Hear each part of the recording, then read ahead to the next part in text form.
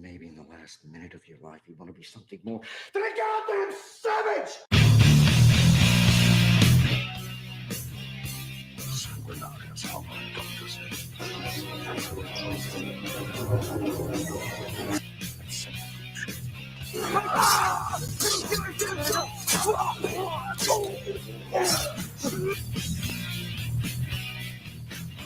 Annunziare negazio. Ego sum homo indomitus. Spirits right, insanity. He watches the game fantasy. Whale one, forbidden sight. He searches under up the shadows and You like this, girl? You like being food for the immortal?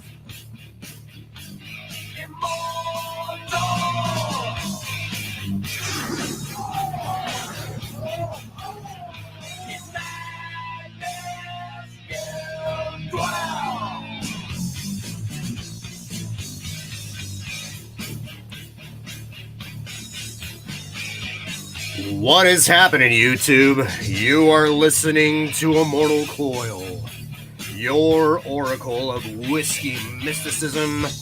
Revolution is my name.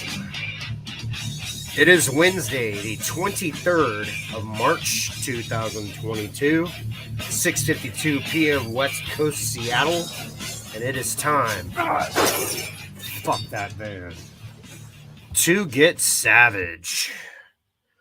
What is happening, one and all? Good to see you. Welcome in. Whether you are listening live or in the replay, we welcome you. It is time to join me once again, lifting high whatever it is you are imbibing, and join me in the savage salute. Here is to us what is like us, and not a goddamn thing.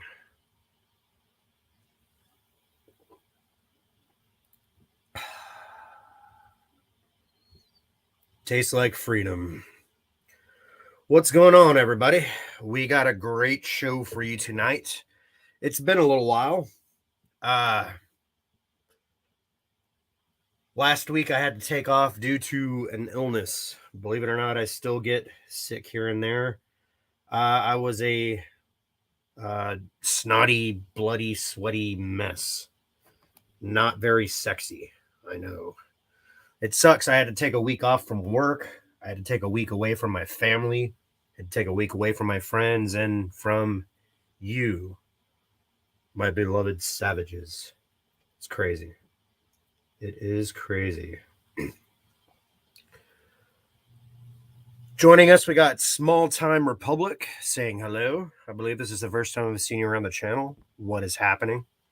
What is happening?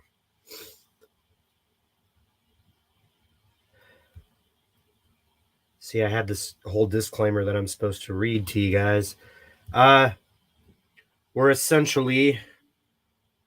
are not a program for children. This channel will contain strong language, sensitive subject matter, images, and content intended for a mature 18 years or older audience. Viewer discretion is advised.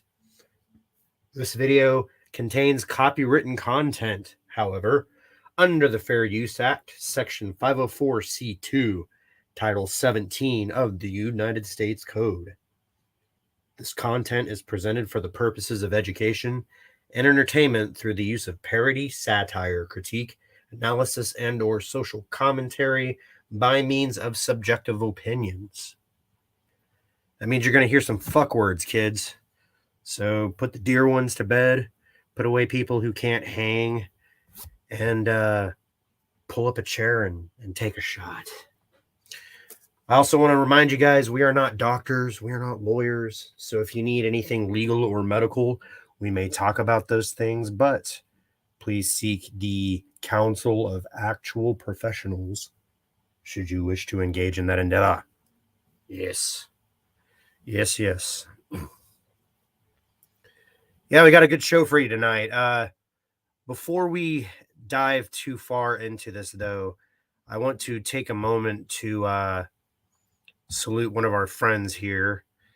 Now, I don't know why you would ever want to do this, but if you are on Twitter, you can find me at immortal_coil.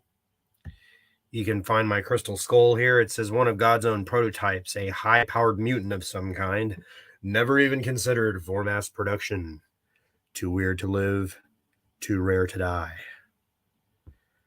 We had some slightly sad news hitting us this week. My brother, a friend of the channel, I've been a frequent guest on his United Underground show.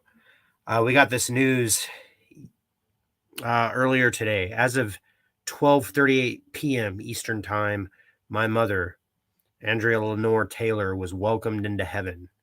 She reunites with my father and the love of her life, William Alexander Taylor. Mom, I love you. You made me a better man. Rest in peace. Andrea Taylor, 10/31/42 to 3/23/2022. This is Drew T. He is a fantastic guy. Make sure you swing through and pay your respects. God damn it. Losing a parent, losing a mother is probably one of the most difficult things that you go through in middle age. And sometimes it's not even middle age. Sometimes you lose them earlier than you would have liked to. I lost my own mother just a little over a year ago to the date.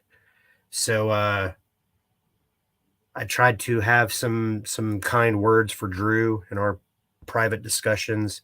But right off the bat, we see a lot of support coming in. We get Shellback TJC, deepest condolences, my brother. But rest assured that your mom is indeed walking in the streets of gold with your dad. Rest in peace, Andrea Taylor. Rest in peace. We got the mighty Red Gaze. Rest easy, Mama Taylor. And the Stairway to Heaven. We got Mark with the C, who is live with the Dark Council right now, if I am not mistaken. Good guy. Much love and condolences, Drew. Honor her always. We got me, myself. I say walk, live the way she showed you. You are her legacy. Kai makes fun of stuff. There isn't really anything anyone can say to make you feel better, but when you need to reach out, we're here for you, man. Much love and condolences.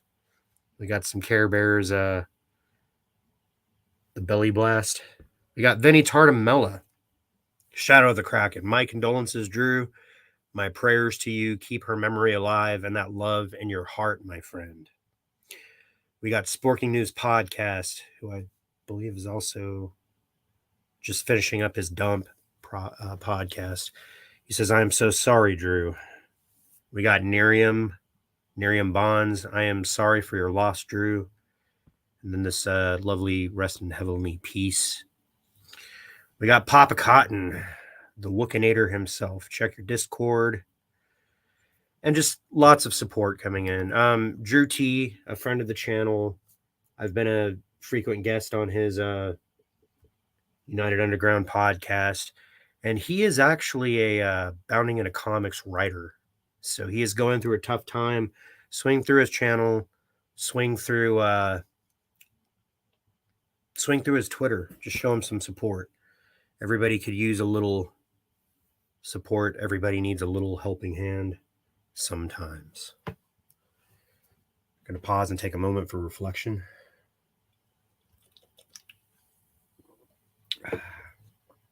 Toasting Mother Supreme Heretic, as it were. Speak of the devil, we got the Wook showing up. Hey, Coil. We're just paying respects to Drew, who just lost his mother. So, slightly somber note. So, having paid our respects, we're just going to go ahead and launch into the current news cycle. I saw a lot of bullshit this week. Did see a couple of cool things, but let's go ahead and get the bullshit out of the way because if there's bullshit, we'd like to point at it, don't we? It's coming from Deadline. I was following this story last week, and it just kept on like getting better and better.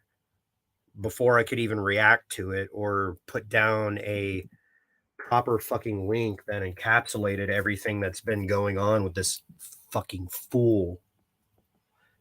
It got better and better in the sense of its farcical nature. Jussie Smollett, I don't even know how to fucking say this anymore. Jussie piece of shit walked out of jail after appeal court orders release, served less than a week of a 150-day conviction. It's by Dominic Patton, savage name. March 16th, 2022. This is obviously from last week. We got this motherfucker walking around in his Chen diaper next to other motherfuckers. It says update 6:41 p.m. Jussie Smollett is officially out of jail following the decision earlier today by an Illinois appellate court to cut short the former Empire star's 150-day sentence pending appeal. Smollett walked out of Cook County Jail at 8 p.m. local time. Would have been Central Time. Surrounded by members of his defense team, family, and other supporters, Smollett was silent. I have a hard time believing that. As he exited the Chicago facility, defense attorney Nenye Uche told the assembled media that his client only drank water over the past 6 days and ate no food whatsoever. You poor emaciated baby. Then we got previously at 4:12 p.m. after less than a week behind bars on a 150-day sentence for faking a hate crime. This is what he is guilty of: perjury. He lied to the police. He lied to the courts. He spent your taxpayer money making a scene.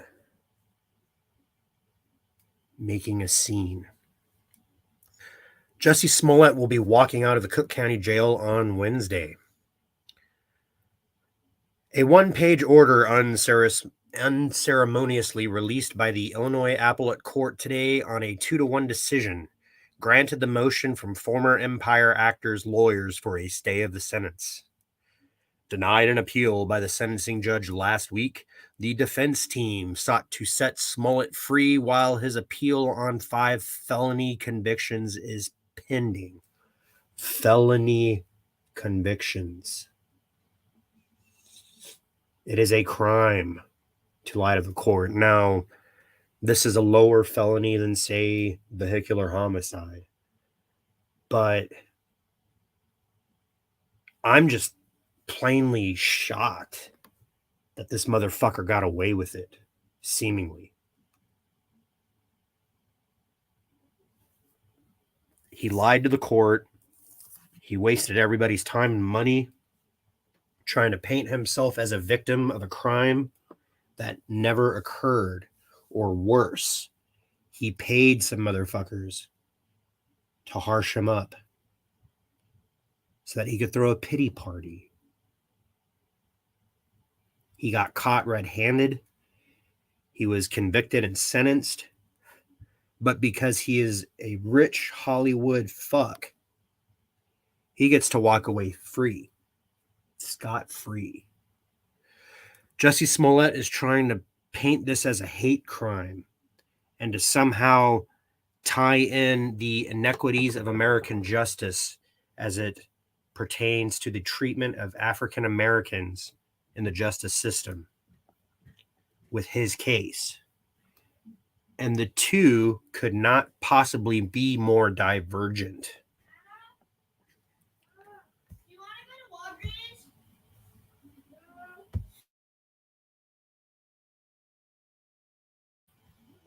Now, I know a lot of people are just going to be tempted to look at me and be like, whatever, dude, you're a 40-year-old white dude. What do you have to say about Jussie Smollett or the justice system, or how could you possibly know what black people are going through and blah, blah, blah.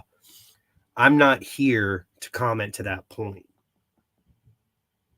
I am a 40-year-old white dude. I don't know what it's like to be a black man in America, but I can sure as hell sense when celebrity privilege and nepotism and legal collusion all get together to wipe the ass of this fucking clown. This fucking clown. The article continues. The appellate court judge agreed, citing that Smollett likely already would have served his jail time sentence before his appeal had gotten very far. The order also noted that the actor, quote, has been convicted of nonviolent offenses, which is an obvious factor. Nonviolent offenses, but offensive it indeed is. In fact, the paperwork's only real demand was that Smollett put up a $150,000 personal recognizance bond. $150,000 for faking a hate crime against himself. Is that the price of your fucking name, of your fucking career? $150,000? Is anybody going to hire this fool ever again? Or is he going to be like the new guy who hawks dick pills and Subway sandwiches on your TV at night? The process around that bond and Smollett walking out a free man for now is taking place, I hear. I'm not a fan of journalism in that tone of voice. Convicted on December 9th, 2020 over the widely covered January 2019. And yes, the fandom menace is all over this so-called MAGA attack. Smollett was sentenced to 150 days in jail on March 10th as part of an overall sentence of 30 months probation, which means this motherfucker is going to be kicking back in a mansion, sipping Cristal with an ankle bracelet, possibly watching Netflix and blogging and probably making shoe deals. I don't know. It's so aggravating. It's so aggravating. That sentence also included $120,106 in restitution to the Windy City for cops' overtime spent on his initial case and a further $25,000 fine. The fines and probation remain in place, but Smollett is free to travel outside the Windy City and check in remotely with authorities. So he fucking has his people call the court. And I guess that's what happens when your buddy is a state defense attorney. Last week, just before being led away by deputies after a visibly angered Judge James Lynn handed down the sentence, Smollett stood up at the defense table and yelled, "I am not suicidal. If anything happens to me in there, I did not do it." I actually don't really know how he talks. I was trying to do like Sam Jackson, I guess. As he was being escorted out of the courtroom, Smollett raised his fist in the air and loudly declared, "I am not suicidal. I am innocent." A sibling Journey Smollett, Empire co-star Taraji P. Henson, and others pled for the actor to be released. He was placed into protective custody. Under armed guard, surveillance, and cameras, Smollett was later moved to the psychiatric ward, as revealed by his brother on social media.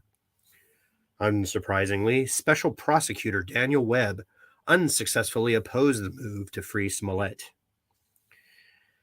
Not only is Smollett not being held in solitary confinement, but the Cook County Sheriff's Office made public the specific measures that are being taken to ensure the health, safety, and well-being of Mr. Smollett while he serves his jail term. The former Iran-Contra lawyer told the court today in reference to the relatively benign conditions under which the actor was incarcerated. God, what a career dive. The Iran-Contra scandal, and now you're fucking working on Jussie Smollett. So sorry. Now there will be more courtroom drama in this sad sack of a saga. Terrible news coming out of the Jussie Smollett camp. It's This is the very definition of privilege. We hear that word being bantied around all the time by people who would seek to make it into a 4-letter word. But what does it really mean? It means that because of your status, especially if you're wealthy, especially if you're on the left, especially if you have other people complicit in your ill doing, then the buddy system works for you.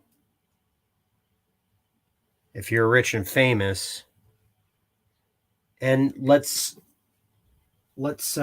chalk this up to identity politics, because this is a classic example of what this actually is. Jussie Smollett is a black gay actor, or he's half black, or something like that. He attempted to use his ethnicity, his sexual preference, and his political preference as a means to exalt himself and his name. And he failed miserably. But because he has the homie hookup, he was only in jail for like 6 days. And I'm sure he's not in pound you in the ass federal prison. He probably had his own like Hollywood cell. Now, I'm not proud to admit it, but I've spent some time in jail. I don't recommend it. If you have the option, and you certainly do, don't break the law, don't get caught, don't get thrown in jail. But the types of people and conditions that you would encounter in general population is certainly not what Jussie Smollett encountered. Okay. He threw a fit. He got special treatment. I'm sure he was able to watch fucking TBS or whatever the entire time. Because he's rich. Because he's friends with the state prosecuting attorney. Because he organized people on his behalf to go and cry for him. And that's fucked. Because if this were you and I in the justice system, we would have gotten chewed up and spit out. Justice doesn't work unless you're rich and famous.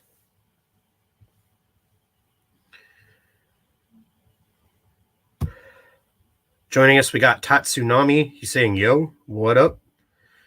Wookiee Supremacy chiming in, saying that this must be all that white privilege. Right? Which part is white? Black Angus Reviews, my brother from another mother, says, hang him high. He says, I hope he's in Black Panther 2.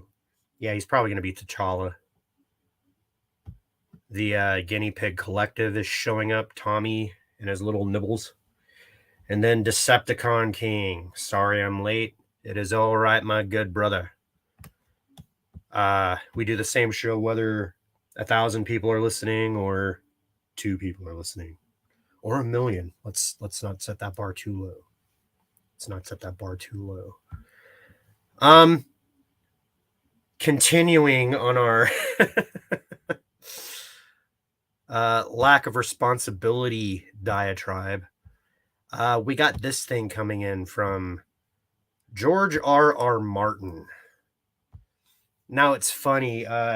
2 years ago, I didn't even like give a shit about this guy, but my beautiful, lovely woman, who is going to be off for Vegas for the weekend, got me into the Game of Thrones.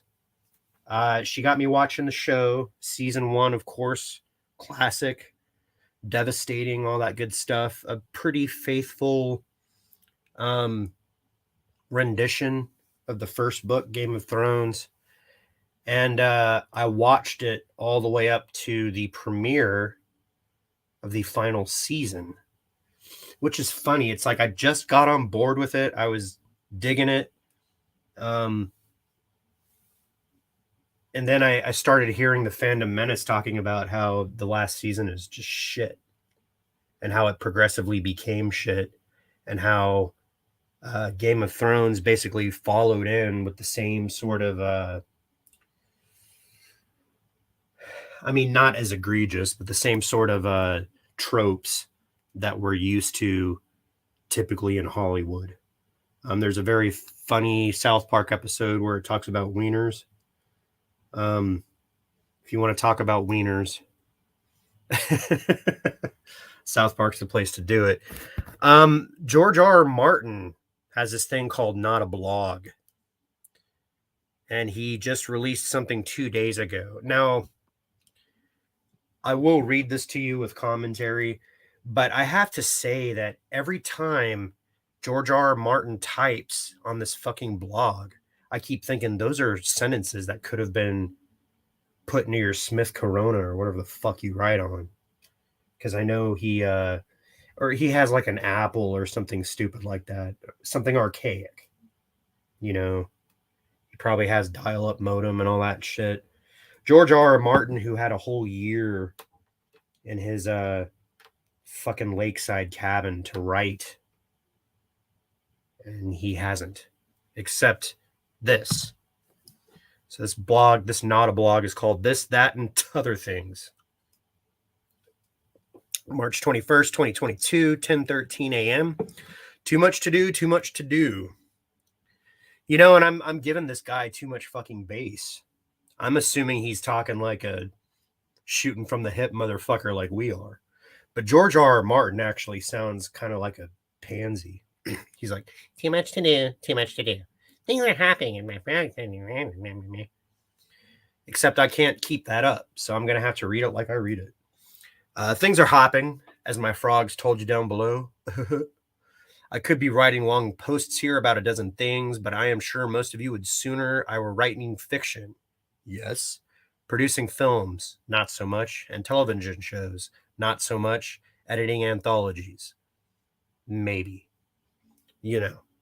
But let me say a quick few words about matters various and sundry. Okay. Doing a little bit of LARPing here.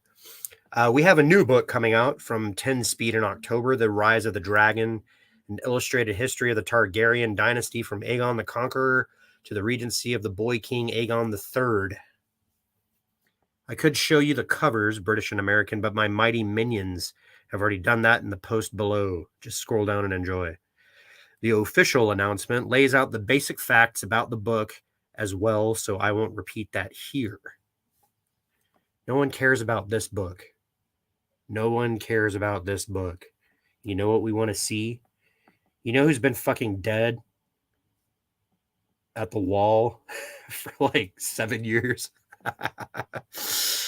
I just want to clear up a possible areas of confusion. Oh, George. Oh, George. You silly cunt. In my blog post of 3.9, scroll further down, I made mention of a, quote, a lavish coffee table book coming out later this year, an illustrated condensed version of Fire and Blood, done with Elio Garcia and Linda Antonsen, my partners on the World of Ice and Fire. Yes, I was speaking of The Rise of the Dragon, the same book. There has been some mention of Rise being an encyclopedia, but I do not think that is accurate. Not unless the definition of encyclopedia has broadened considerably. It's a history covering the same years and events as Fire and Blood, but not written in world by Archmaester Gildan, and much condensed from Gildan's original text. My friends Elio Garcia and Linda Antonsen of the World of Ice and Fire fame handled the abridgment. So you can get motherfuckers to work on bullshit books that nobody gives a shit about, but you can't provide an outline to some ghostwriters to move along what we actually want to fucking read. Tommy's saying, I keep telling Scott over and over, I love telling Scott the books are not coming. No. I am starting to think so too. Dude's gonna fucking croak somehow. Or I don't know. I have my own theories. We'll get through the blog post and then we'll talk about that. We need a shorter book to make room for all the art. That's the big thing about The Rise of the Dragon. It's not an encyclopedia, it's an art book. And a gorgeous one, I think. Rise will include 180 brand new illustrations from some of the finest fantasy artists in the world. Some of them will be full page. Many will be in gorgeous living and dying colors. Dragons, knights, battles, lords and ladies, castles, all the good stuff. So, if you're a fan of fantasy art, you may want to pre-order your copy now. The other book mentioned in that post of 3.9, The Who's Who of Westeros, is coming as well, but not this fall. That one is a way off. Might be a year or two. A lot of work to be done. As my editors complain, it is hard to do a Who's Who when I keep inventing characters. Do you? How would we know? There will be a second book coming out this year to tie in with the debut of House of the Dragon. But it won't be a new book, just an old one with a new cover. That's Fire and Blood, of course, the original unabridged version by Archmaester Gildan, with the new cover art from the HBO series. When I have seen the new cover, I will be sure to post it here. Oh, and as long as I'm setting the stuff straight, there's a weird story all over the internet about how I hid my initials in the Elden Ring because some characters have names beginning with R or G or M, to which I say, what? Really? This was news to me. I've been writing and publishing stories since 1971. And that's the last time we got a fucking Song of Ice and Fire book, huh? And I suspect that I have been giving characters names beginning with R and G and M since the start, along with the other 23 letters of the alphabet as well. No period. Coming up with names is hard. Coming up with names is hard. It's real hard. Yeah. Coming up with names is hard. Especially since A Song of Ice and Fire uses so many of them, and close kin names that have something in common. But really, why would I have to hide my name inside the game? My name is right there on the game as one of the creators. Hey, Elden Ring is exciting enough, no need to make stuff up. Let me see, what else? You're fucking avoiding the issue, aren't you? I don't know, man. If I talked to George R.R. Martin in real life, could I contain my anger? Ask him the question he's been asked like 9,000 times by 100,000 people. I've given you my money, George R.R. Martin. Give me something back for it. That's all I'm saying. Let me see, what else? Oh, I should mention that Sky Railway has reopened for its spring season, Santa Fe to Lamy, with all sorts of fun new adventures. Check out the website. It's Sky blah, blah, blah. Other shit that's not Ice and Fire. All right. The second to last paragraph. And he finally gets to what we have all been waiting for. Many of you reading this are fantasy fans, I know. Waiting for Winds of Winter, I know. But looking forward to the new TV shows as well, not so much. Rings of Power on September 2nd and House of the Dragon on, well, you will know soon. It's only March, though. What should you watch on the meanwhile? I recommend The Last Kingdom, based on Bernard Cornwell's Saxon Tales of Uhtred, son of Uhtred. The new season just went up, and Paris and I gulped it down in 2 days. No, it's not fantasy. There is a notable lack of dragons and magic, but there are lots of battles and betrayals and swordplay, all that stuff. And Uhtred is a warrior who could give the best of Westeros and Middle-earth a fight. Huh. A good show, and we will miss it, but we have a feature film to look forward to at least, and Cornwell has a new sharp book out too. There's more, but I have other stuff to do, so I will sign off for now. The horns are blowing, the frogs are hopping, and his current mood is busy.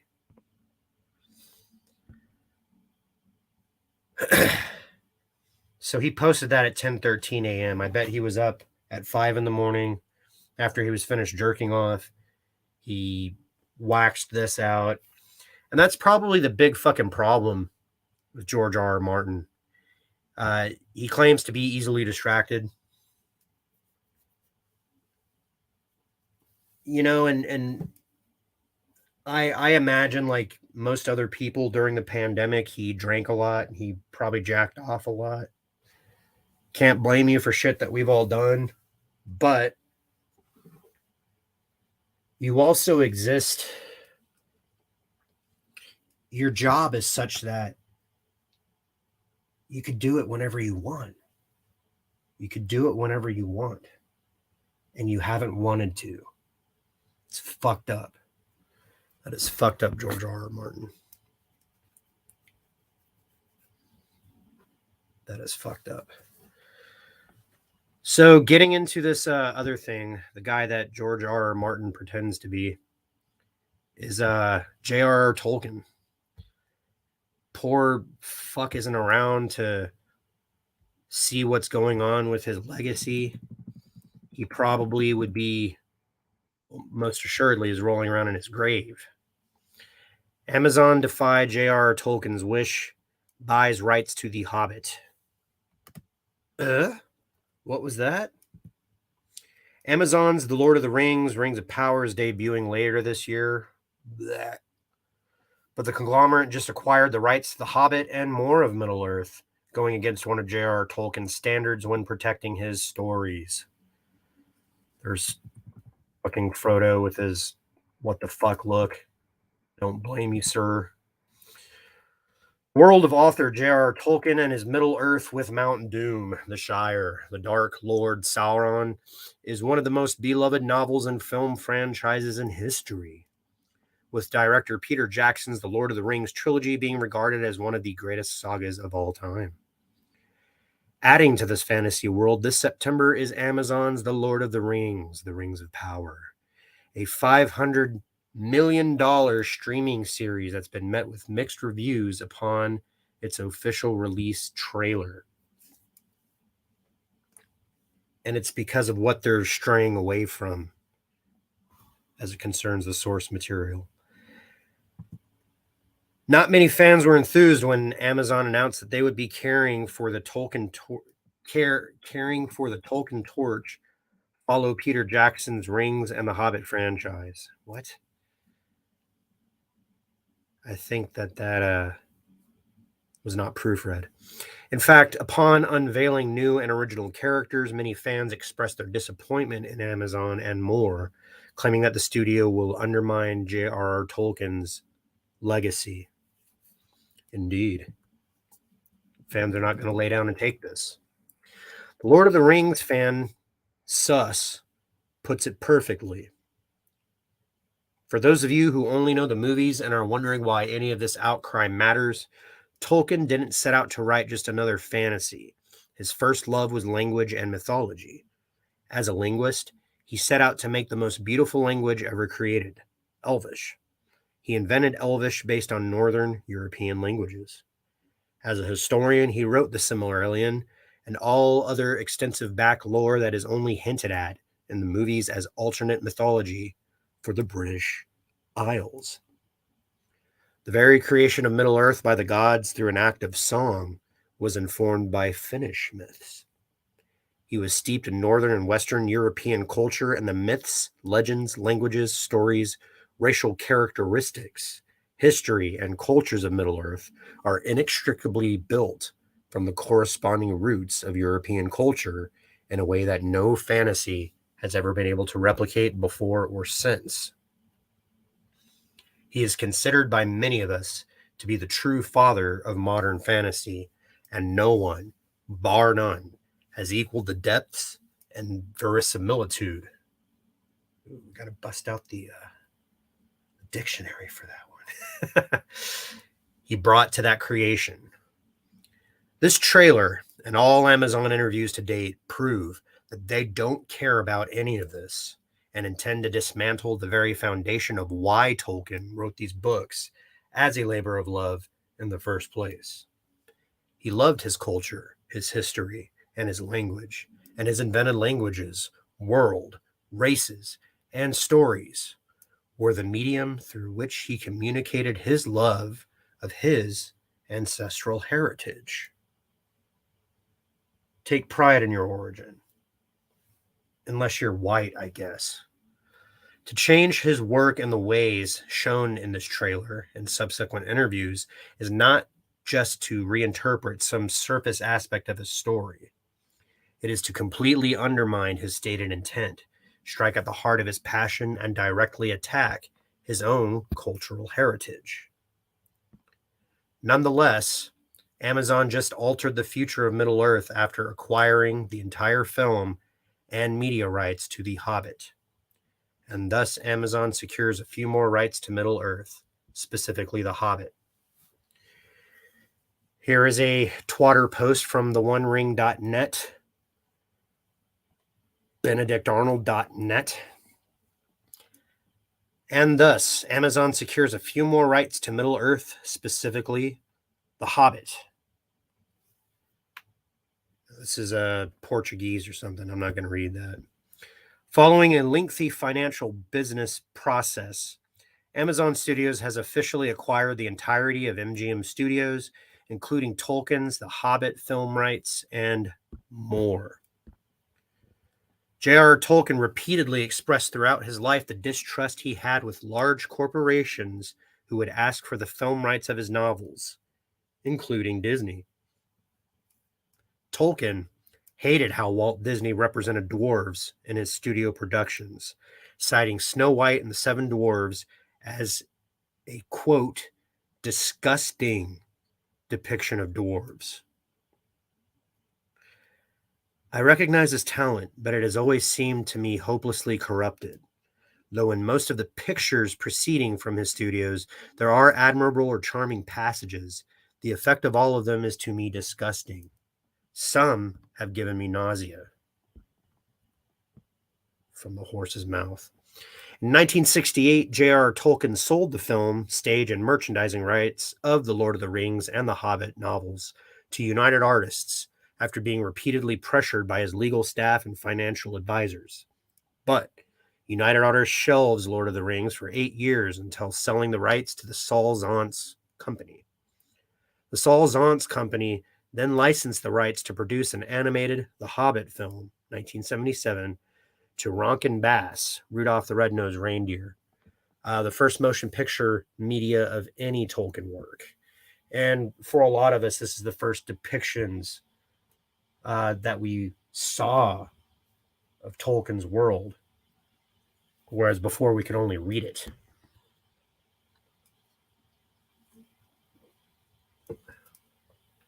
Zaentz cult classic, The Lord of the Rings, 1978. Animated featured followed, but these films were all done after the passing of J.R.R. Tolkien in 1973. Now, Amazon has joined the mix of The Hobbit being tossed around from studio to studio after Tolkien's passing, potentially hurting the very essence of Bilbo Baggins, the dwarven kin of Thorin Oakenshield, and more. Tolkien's estate long battled with New Line Cinema, Miramax, Disney, who almost produced The Lord of the Rings in 97. Director Peter Jackson and Warner Brothers, ultimately resulting in Jackson reportedly being barred from creating any more live-action films of his Rings and Hobbit trilogies. Nearly a decade later, and Middle-earth is coming out of retirement, especially with Amazon acquiring MGM Studios following the Walt Disney Company's acquisition of 20th Century Fox, which is now implementing the expanded Marvel Universe into the Marvel Cinematic Universe. What fans should understand is that Amazon owns the entirety of the Hobbit film and merchandising rights, meaning that a Rings of Power spin-off Amazon series centered on the tales of Bilbo Baggins and more could potentially be in the works.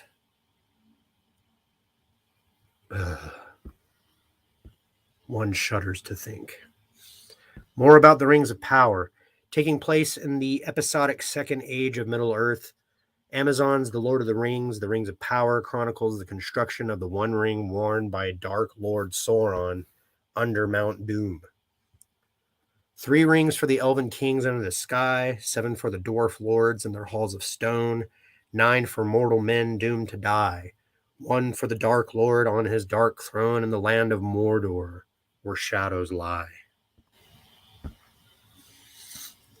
The near $1 billion series. Now that's a fucking large number. That's what's at stake here. This is why, well, that's the financial reason why. There are social engineering reasons. But the $1 billion series is set to focus on the rise of the Dark Lord Sauron, the historic alliance between elves and men that transcended the entire franchise, the island of Numenor, Westernesse, as well as a look into Khazad-dûm, Moria, before the Dwarven kingdom fell to hordes of goblins and the deadly Balrog Durin's Bane. However, unfortunately, you won't be seeing any of the legendary Hobbit, Frodo Baggins, Gandalf, Bilbo Baggins, Samwise Gamgee, Merry Brandybuck, Pippin Took, Legolas, Saruman, Gollum, and more in the Rings of Power. The series features a relatively unknown cast of lead and supporting actors that are set to play some of the most formative names in Elrond. Lady Galadriel of Lothlorien and Prince Durin IV. New characters that were not created by Tolkien, like Dwarven Princess Disa, beardless Dwarven Princess Disa, Sylvan Elf Arondir, and Cole have been created specifically for the series. But, you know, like they're probably going to give Legolas his bow or something stupid like that. Showrunner Patrick McKay and writer J.D. Payne penned the tentative series with directors J.A. Bayona and Wayne Shea Yip, leading the Rings show to debut on September 2nd, 2022. Do you think Amazon should reboot The Hobbit? Let us know in the comments below. Well, I'm going to let you know right now. It really doesn't fucking matter what we want Amazon to do. It really doesn't fucking matter what we want Disney to do. It really doesn't fucking matter what we want Marvel or DC or any of these other fuckers, what we want them to do. Because they are serving their own masters, literally and figuratively. There is an effort to recontextualize modern history, to put down humanity, to force it to kneel. They would like to do so in an outright revolution, but they know that they can't quite do that just yet. So they're doing it economically, like breaking your ass at the pump. And they're doing it through influencing of your kids. And I don't really have time to get to this today, but like that Disney thing with the fucking talking to kindergartners about sexuality. Okay. They're trying to do that to your young, and they're trying to do that through your imagination. Now, they know that middle-aged fuckers like us, middle-aged savages, right, are pretty much a lost cause because we're ornery, we're determined, we got our heels dug in. We're not going to take this sitting down. So what they're doing is they're actually going back and rebranding the shit that we grew up with and once again presenting it to our kids. Hey, this is the shit your dad grew up watching. You can watch it too. Except now they're all butt buddies and they have Asian sidekicks, and the main white dude's a bumbling idiot and needs his wife to come and save the day. It's disgusting and it's blatant. But, and I heard this is probably a point that I heard either on Gary Nerdrotic or Ryan Kennel's fucking videos, which are very good, by the way. Lord of the Rings is less of a niche market than things like Star Wars and Ghostbusters and He-Man. Lord of the Rings has been around at least 3 times longer than all of those things and have disciples throughout the world. The article did make a good point. Lord of the Rings is basically the template for modern fantasy. I can't say that anything existed quite like that before the books came out, and everything that's come after has Tolkienisms.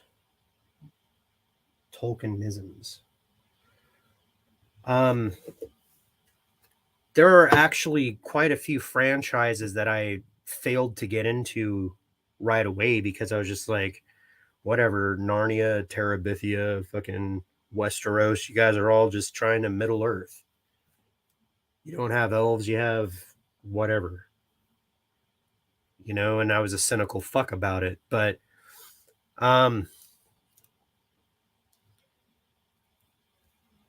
because Lord of the Rings is so beloved, more of the mainstream is waking up to the fact that the I can't use the word whitewashing, but I want to say something kind of like that. The sanitation, the attempt to bring things into modern times, you know, to the point where Amazon had a no shit Tolkien scholar who edited materials and worked with the families, fired and replaced by some British chick from the University of Glasgow who has a Spanish last name. And this is supposed to be a modern retelling of European mythology, an origin story for the possibly Anglo-Saxons, the Vikings, all those fuckers. But the powers that be are seeing this as a means to further their agenda, to move the chess piece one more position up the battlefield. Tommy coming back saying Amazon can suck a dick or 3. You know, and this is what's fucked up, is that most of us are already subscribed to Amazon. So even if we don't watch the movie or the fucking TV show or whatever it's going to end up being, Amazon's already been paid for it. They're going to be able to do the same thing. And see, this is another thing too, is that Amazon has brought in bad reboot people, bad robot people, J.J. Abrams people, to help oversee their foray into television. And as we have seen from how they've handled both the Star Trek and the Star Wars franchises, bad reboot is famous for giving us 25% different than we expected. So then that way they can profit legally off of other people's work. And that's also another reason behind these newly invented non-Tolkien characters who will somehow nonetheless populate Tolkien vistas. $1 billion, the most expensive fanfic ever made.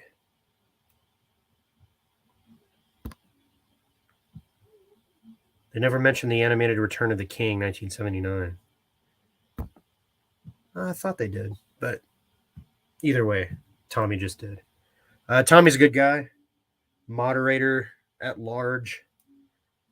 Moderator to like pretty much every Fandom Menace channel that's worth fucking listening to. Okay. 3 more articles, then I'll get off your jock. This one is actually like a shining bastion of light here. It's easy to get really cynical when it comes to media, and especially when it comes to the kind of stuff that the Fandom Menace tends to cover. Because I think the Fandom Menace started as a movement to hold accountable creative franchises, but it also was a reaction to being talked down to by creative people, by marketing people.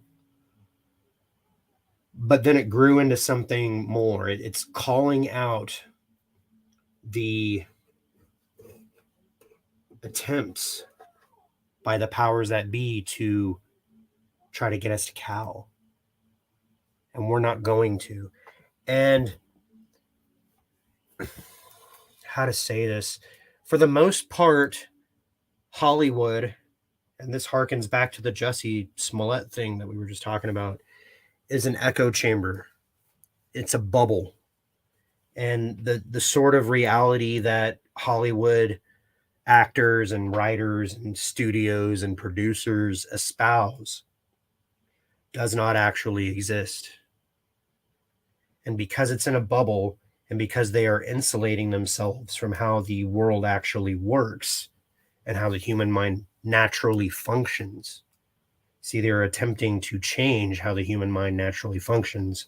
You don't get to hear a lot of actors making sense. The only one that really does it on the regular is James Woods. And I'm not a huge fan of his, but I fucking respect the fuck out of a lot of what he has to say. Here we have an article from Bounding to Comics. A pretty good rag. Drew T. We talked about him earlier. He writes for these guys sometimes. I don't think this is him. This is John F. Trent. John F. Trent's a pretty good article author. Highlander actor Adrian Paul provides his thought on diversity in film. Dude, I used to watch Highlander all the fucking time. I actually have it's from the movie, but there's a clip of Highlander in the Savage show intro. Highlander actor Adrian Paul provides his thought on diversity in film. John F. Trent, March 12th. Highlander actor Adrian Paul recently provided his thoughts on diversity in in a recent video upload to his YouTube channel, The Sword Experience. Paul, who played Duncan MacLeod of the Clan MacLeod on the Highlander TV series and Highlander The Source, began the video saying, "The way I look at it is, I think it's great, but I also think it's gone too far one way at the moment." We're going to let the man speak for himself. Check this out. Today is a beautiful day. I'm just on the way to a new job. So Gonzalo Amieda actually asked me what I thought about all this diversity in film. You know, I mean, the female James Bond and films like The Eternals, or it's a series like The Eternals. And there's a lot of diversity, and the awakening era that we're in now with having females and having various groups being cast in different roles. The way I look at it is, I think it's a great thing, but I also think it's gone too far one way at the moment. It's always going to be like that whenever you have a movement that comes out and is very current, that it's everybody wants to step on the bandwagon. I think the thing is, characters in films have to be written for the characters that they are, you know, or the people that they are. A diverse type of movie should be written for that. It can't be, you know, it's a Caucasian white guy of 45, and then suddenly you get an Asian of 62 being put into that role because it fits the diversity category. I think you have to really look at it and write those roles for that particular type of group. And I think, you know, there's a plethora of stories out there for the diversity groups that are now coming to the forefront. as well as women in movies. There are a lot of female roles. Female James Bond, I don't know about that. I'm on the fence, and I'm not being one-sided on it. I think it was written for a male, and when you come, I actually had a security series that I was looking at, a reality series, and I met with various bodyguards, etc. And they said the thing is, when you have a guy that's 300 pounds or 250 pounds full of muscle and pushing through a security detail, it's really hard to stop that person if you're a female of only 150 or 200 pounds, even 200 pounds. So you're looking at something that is a different, it's trying to put a square peg into a round hole, and I'm not sure that works. Again, I might be mistaken, but I think we should really sort of look at what fits. Make sure that you're going to have, you're not going to build a canoe to go across the ocean. You want to build a big ship so you're safe, right? What do you guys think? That's kind of my thought. All right, that's Highlander actor Adrian Paul, and he's kind of making sense, but it sucks that when people start to talk about this thing, especially famous people, they usually get sneered at by their peers because this is going outside of the echo chamber. Okay, now I don't personally see anything wrong with anything that Adrian Paul just said. I'm going to highlight this comment by Tommy. He says it's not diversity, it's targeted erasing at this point. That is correct. Diversity is being weaponized to artificially inflate the demographics of the audience. Okay. Now, we all know that there's gay people and there's people of color and there's trans people and all that stuff. And there's nothing wrong with any of that. But the percentage of those diverse elements that we're seeing on mainstream TV is out of proportion with the actual demographics as it exists in society. Not only that, production companies are being made to pander to that fantasy demographic.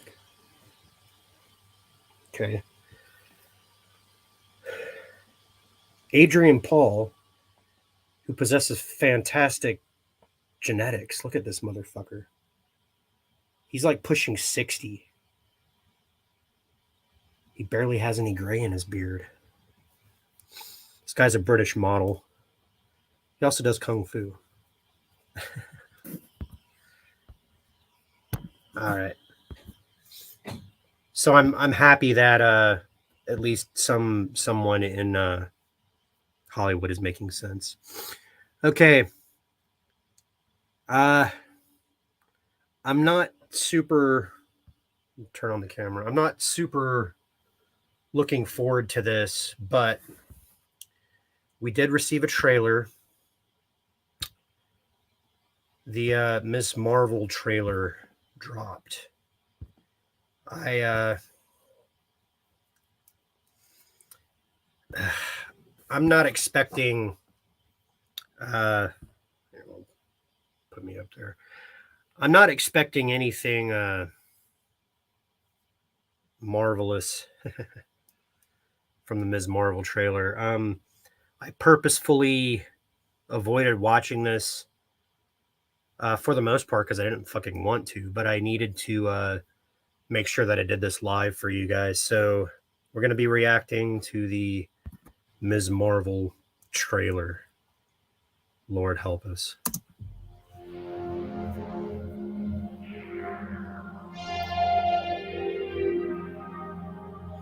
Is that the weekend? Okay, so first off, I just want to say, I get it. You get what? High school. Kamala. Another adventure shirt. Cute. She thinks I'm some kind of weirdo. You were weirdo. Boys. Excuse me. Yeah. You're kind of on my shirt. Sorry. But you're staring out the window in your little fantasy land. Kamala, hey, already? Really? Come on, like. Do I have to figure out my whole future before lunch, or is it like... Maybe they're right. I spend too much time in fantasy land. That is not you. It's not really the brown girls from Jersey City who save the world. Brown girls. That's the fantasy too. Did something happen to you? No, why? Did you hear something? Kamala? What does it feel like? Cosmic.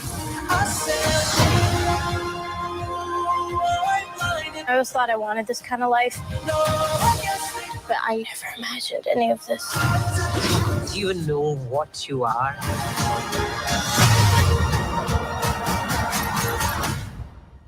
a superhero.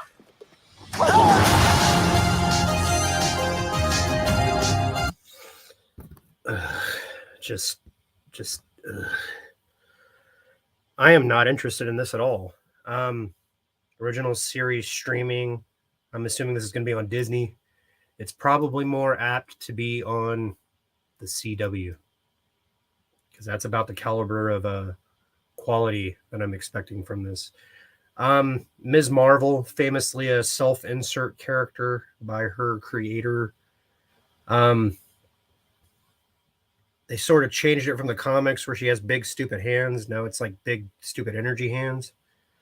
And then she somehow is able to cop Carol Danvers, who Brie Larson. Do I need to say anything more? All right. I'm so sorry I had to make you guys watch that. Jesus Christ. This is like the bullshit part of being a pop culture critic, right? Sells beer though, doesn't it? Ah, Jesus Christ. Okay. Tommy's saying, I hate Disney. Yeah. Yeah, nothing's sacred anymore. This is the MCU. Thanos killed Marvel. Thanos killed Marvel. Actually, Kevin Feige killed Marvel. All right. The last article that I have to present to you this evening, I found rather amusing. And I needed somewhat of an amusing end to the night because I feel like, for the most part, it's just been a downer. It's been a downer of a show. I read this. I thought this was funny. This is from CBR.com. The Northman parallels another Alexander Skarsgård role. Fans have joked that the Northman is just an extended backstory of Alexander Skarsgård, True Blood character. Here's why. And I thought this was funny. True Blood, it's another show that my lovely lady got me into. I can't say it was like my favorite show of all time, but it was definitely entertaining, and it definitely spun vampirism in a more healthy direction than a teeny bopper. But Alexander Skarsgård, I'm sure it'll get into this in the article, but he was one of the more compelling characters on the show. This is by Brenna Cole, published March 12th. The upcoming Robert Eggers film, The Northman, stars Alexander Skarsgård as a Viking prince on a quest to avenge his family. While the movie is actually based on a story from medieval Scandinavian legend, the same story Shakespeare's Hamlet is derived from, many fans of Skarsgård took one look at the trailer and remarked that it seemed like the movie was just the backstory of his character from HBO's True Blood. Skarsgård comes from a famous family. His father, Stellan Skarsgård, is a well-known actor, appearing in Swedish films and American blockbusters alike, and several of his brothers, including Bill Skarsgård, are actors as well. Skarsgård himself began acting in childhood, though he took a break in his teen years and shot to fame in Sweden in the early 2000s. However, it was his role in True Blood that made him an international star. Skarsgård played millennium-old vampire Eric Northman on the show. Eric was originally introduced as the smirky, smoldering owner of Shreveport's premier vampire bar, Fantasia. And here's what's funny. I used to live in Shreveport. I actually graduated high school in Shreveport. There were no vampire bars there, though. You could, though, buy liquor underage if you knew where to go. And I did. He also served as the vampire sheriff of the area, meaning that he could be sought out to give knowledge about and resolve local vampire conflicts. It was for that reason that True Blood's protagonist, Suki, initially sought him out, though they quickly developed a tense, sexually charged relationship that spanned the rest of the show. Eric was described as a Viking early on. He reclined on a rustic-looking throne, and he spoke Swedish to his progeny Pam, the delectable Christian Bauer van Straten. It was revealed in the second season that he nearly died on the battlefield as a human, but was saved and turned vampire by ancient yet eternally teenage vampire Godric, played by Alan Hyde. And the pair proceeded to travel together for hundreds of years, eventually adding English noblewoman Nora, Lucy Griffiths, to their family, though she wasn't introduced into the fifth season. It wasn't until True Blood's third season that Eric's full backstory became apparent. When examining King of Mississippi Russell Edgington's collection of plundered antiques, Eric spotted a Viking crown that he recognized immediately as belonging to his father. His father, a Viking king, and his mother and young sister were murdered by werewolves on the employ of a mysterious figure. Upon finding the crown, Eric realized that Russell was in fact that man. He spent his life trying to avenge his family and was eventually the one to kill Russell, therefore fulfilling his mission. The Northman also centers on vengeance and death. As such, True Blood fans have joked that it's just Eric's history all over again. However, Skarsgård's character in the film, Amleth, witnesses his uncle murder his father as a child and then spends his life focused on getting revenge and saving his still living mother, Gudrun, played by Nicole Kidman. Interesting. Given that the historical story of Amleth is the basis for Hamlet, one of Shakespeare's most famous tragedies, it's reasonable to assume that the Northmen will end unhappily, meaning that True Blood will still be the place to go see a Viking prince played by Skarsgård succeed in his vengeance quest. Well, no, you just need to insert a post-credit scene where I'm sure Amleth is going to die, but just an end credit scene where Godric brings him back to life. That's really all you got to do. To see Alexander Skarsgård return as Viking, The Northman hits theaters April 22nd. I am certainly going to go and see it. I am a fan of Alexander Skarsgård, although for different reasons than my my lady and my gay roommate. They just want to see his abs. I actually enjoy Viking lore because Scottish are Vikings, Russians are Vikings. Pretty much everybody in the north has some Viking blood running through them. So that's the show for tonight. I appreciate you guys. I'm going to go ahead and sign off. But before we do that, we'll lift high once again, whatever it is you are imbibing. And from me to you, my savage friends, here is to us what is like us, and not a goddamn thing.